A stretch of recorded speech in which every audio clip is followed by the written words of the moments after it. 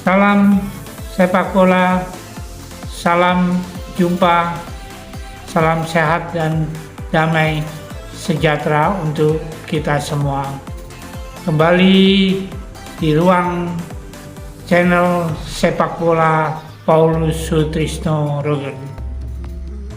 Profisiat, selamat untuk tim nasional Indonesia yang dapat merebut emas di SEA Games tahun 2023 di Kamboja, yang dalam final hari Selasa 16 Mei telah menggilas tim favorit, tim Thailand, dengan skor cukup telak 5-2. Walaupun dalam pertandingan yang fantastis dan dramatis, seru dan tegang itu, ada kejadian-kejadian kericuan.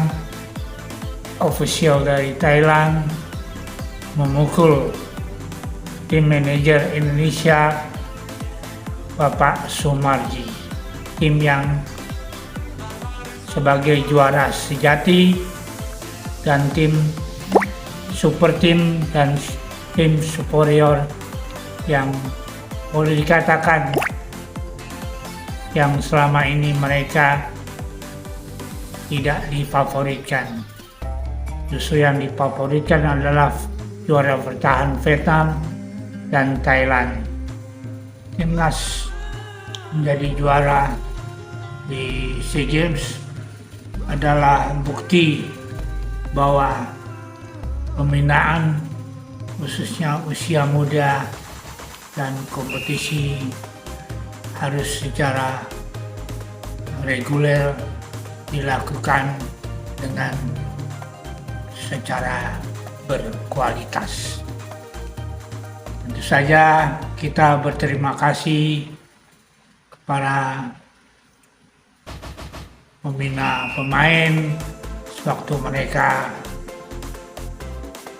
berkiprah di sekolah sepak bola SSW yang telah membina mereka dari usia dini hingga akhirnya ke tingkat junior, di mana Indonesia setelah COVID telah melakukan kompetisi untuk junior.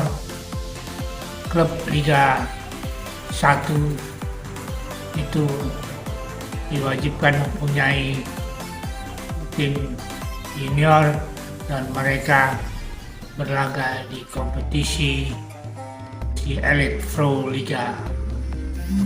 Dan tentu saja terutama klub yang secara langsung adalah memiliki pemain-pemain yang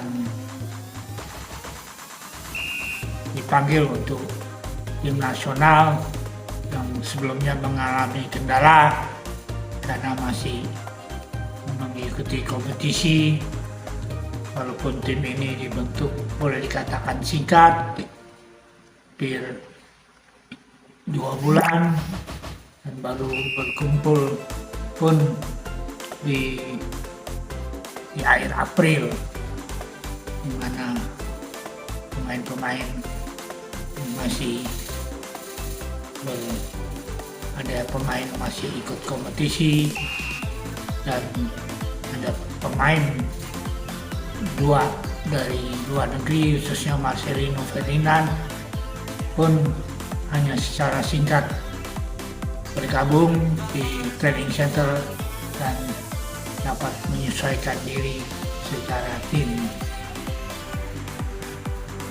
Dalam tim dari 20 pemain ini memang kontribusi kita harus angkat jempol untuk tim Liga Indonesia yang sangat memperhatikan usia pembinaan usia juniornya di dalam akademi seperti Persija memberikan kontribusi yang terbesar dalam timnas U22 ini.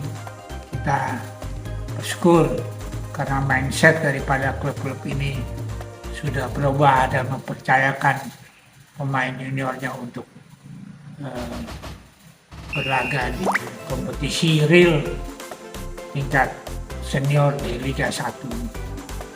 Di Persija ada Rio Fahmi, Muhammad Ferrari, Witan Sulaiman yang bergabung setelah berlaga di Eropa, dan juga Rizky Ridho yang baru ditransfer dari Persebaya. Sedangkan kontribusi berikutnya dari klub-klub PSIS seperti Dewangga dan goalkeeper Adi Satrio dan Muhammad Aikel yang posisi terakhir menggantikan Pratama Harhan yang mendapat kartu merah dan tidak bisa bermain di final. Akhirnya dipercayakan kepada M. Aikel, dan Aikel dapat menjalankan dengan baik. Juga dari PSM Makassar, di mana ada Ramadan Sanata yang boleh dikatakan produktif, menjadi top skor sama dengan Fajar Faturrahman, masing-masing menciptakan 5 gol, dan PSM Makassar juga ada Ananda Raihan. Persis Solo, Ivan Jauhari inilah yang menjadi penyelamat dan membangkitkan semangat untuk tim Indonesia di perpanjangan waktu extra time pada babak pertama yang menciptakan gol dunia dengan topping bolanya, dan inilah yang membuat tim Thailand down dan kocar kacir sehingga mereka akhirnya kebingungan.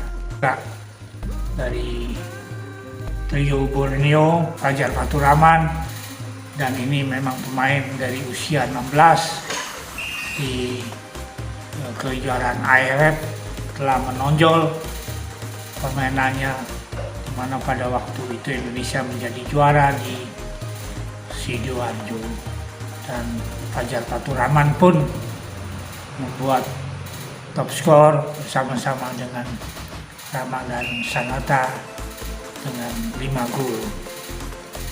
Terus berikutnya ada M. Tovani dan juga Komang Teguh yang oleh penampilannya sebagai back yang dalam final nomor 4 ketemu nomor 4, yang dimana nomor 4 dari Thailand yaitu Yonantan yang boleh dikatakan bermain kasar, tapi dalam final tersebut boleh dikatakan Yonatan yang merupakan pemain naturalisasi dari Thailand boleh dikatakan dapat diterobos oleh Ramadan Sanata, Irfan Jauhari maupun Witan Sulaiman serta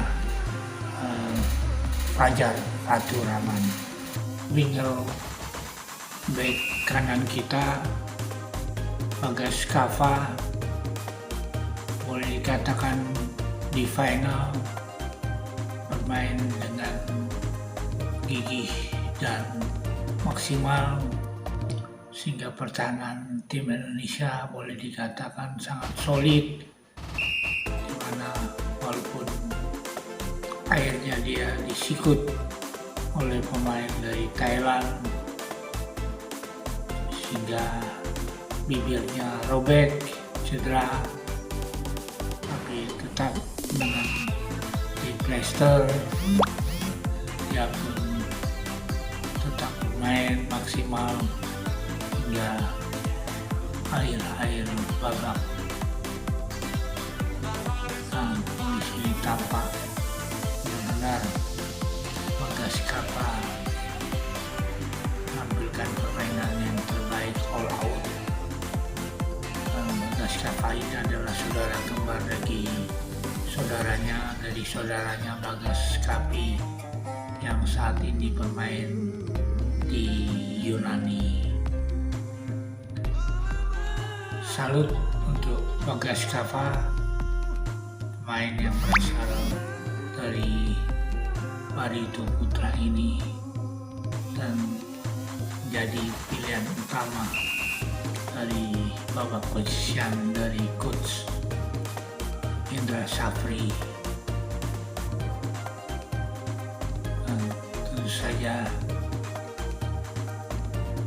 perjuangannya ini akhirnya dijahit setelah pertandingan usai. Penampilan timnas Garuda kali ini boleh dikatakan Thailand frustasi, terutama baik mengandalkan Jonathan Kindi nomor 4 yang akhirnya pada waktu mendapat medali dan sesudahnya karena rasa frustasi dan kecewaannya yang membuang medali dan maskot dari medali perak ini ke penonton.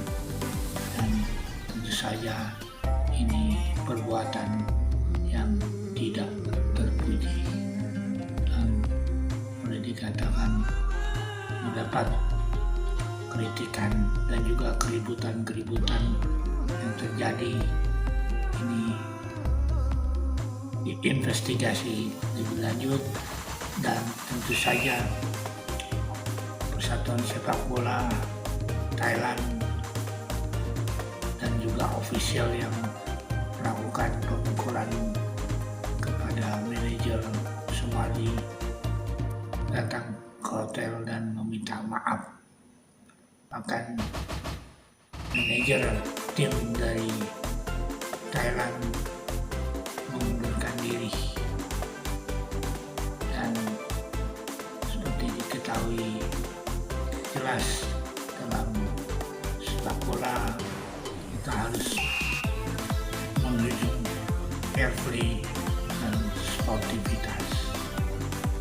Dan juga dalam hal ini goalkeeper kita penampilan pertama prima untuk Fernando Hari yang memang Fernando Hari ini dari Persebaya cukup menampilkan yang terbaik dan sangat tenang di babak final. Dan juga beberapa pemain yang boleh dikatakan ini adalah talenta muda Indonesia timnas seperti Jean Kelly Sawyer Persik Kediri, terus ada Titan Agung dari Bayangkara, dan juga ada Beckham Putra dari Persib yang membuyarkan harapan dari Thailand dengan gol terakhirnya. Tentu saja kita juga harus salut kepada Marcelino Ferdinand dan juga Pratama Arhan yang mereka berkiprah main di Liga Belgia untuk Marcelino dan Pratama Arhan di Liga Jepang klub Tokyo Verdy. Diharapkan pemain-pemain muda kita banyak yang akan berkiprah di liga luar negeri sehingga menjadi pemain yang profesional dan tentu secara nilai value mereka dikatakan pemain Indonesia adalah pemain profesional yang nilai value yang tertinggi di antara pemain-pemain dari Thailand maupun Vietnam. Apa yang dikatakan pelatih Coach Indra Safri bahwa tim nasional Indonesia ini berproses sejak pembentukannya hingga melalui pertandingan di grup fase, grup penyisian, dan semifinal dan final, mana proses memang diperlukan dan tim ini boleh dikatakan fokus dan secara mental terus dimotivasi baik dari ketua umum, pengurus maupun dari manajer tim,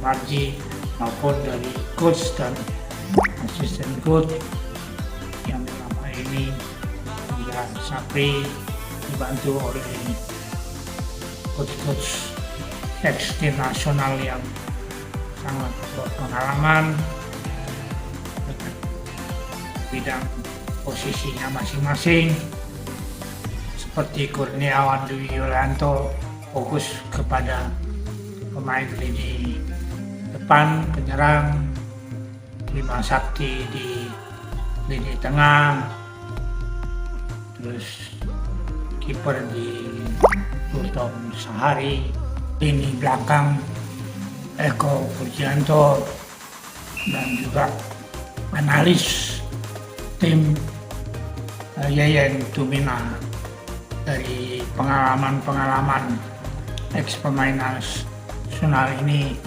didapat secara langsung karena mereka yang pernah menjalankan khususnya dalam pertandingan internasional kesuksesan tim, dan juga dibantu oleh pelatih fisik,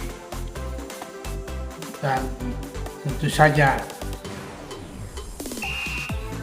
backup yang terakhir dari adanya psikolog yang membantu untuk tim nasional Indonesia. Untuk psikolog ini memang sudah yang lalu-lalu di tim nasional sudah ada, tetapi akhir-akhir ini tidak ada, akhirnya kembali di timnas U22 ini membantu tim karena memang secara psikolog ini adalah untuk motivasi dan tentu saja membangkitkan mentalitas para pemain dan melakukan tentu saja penelitian dari apa kelemahan mereka, kekurangan mereka, serta kekuatan mereka, khususnya di saat-saat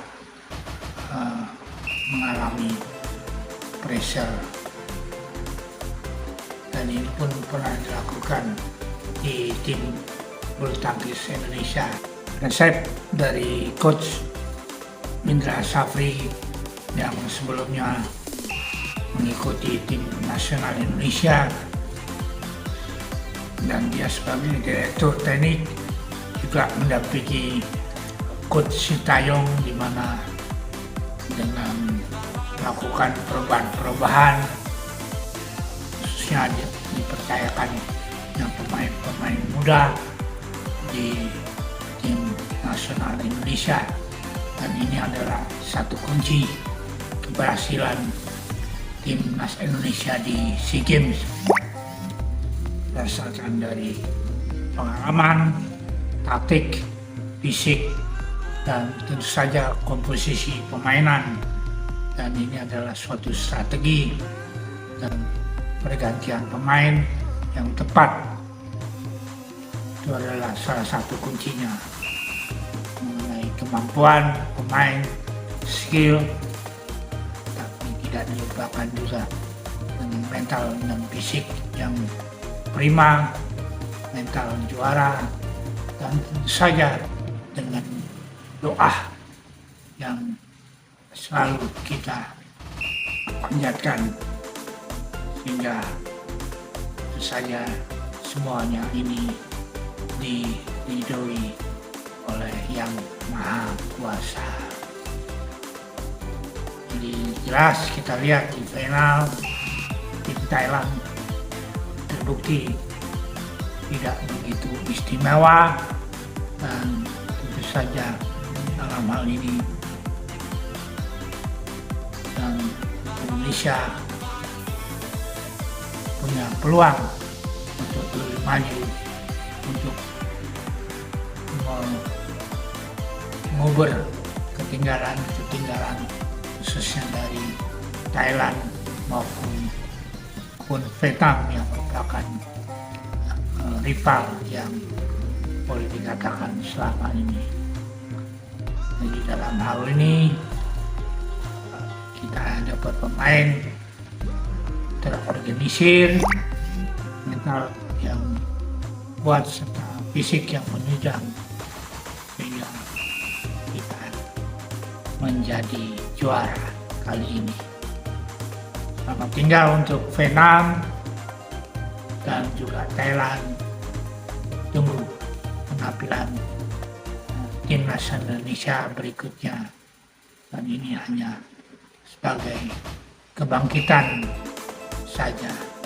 Dan nantinya juga di Piala Asia nantian 32 tahun sudah dilewati, dan ke depannya kita harus lebih menatap untuk melakukan suatu transformasi dan reformasi, dan inilah saatnya PSSI sebagai federasi melakukan momentum untuk lebih fokus di pembinaan usia dini dan kompetisi yang berjenjang, dan tentu saja klub tentu saja juga akan tetap melakukan pengelolaan secara profesional, dan tentu saja saling berkompetitif sehingga menghasilkan muaranya di tim nasional, dan akhirnya pemain-pemain di tim nasional tentu saja membela nama negara di kancah internasional. Dari pembinaan sepak bola ini, pembinaan sepak bola khususnya harus dikelola dengan manajemen yang baik, melakukannya dengan arts dan sport science. Sepak bola bukan individu, tapi adalah kerjasama teamwork 11 pemain di tengah lapangan. Dan terima kasih, dan kiranya PSSI ke depannya selalu berfokus pada agenda kompetisi yang dalam hal ini tentu saja akan Indonesia kembali menjadi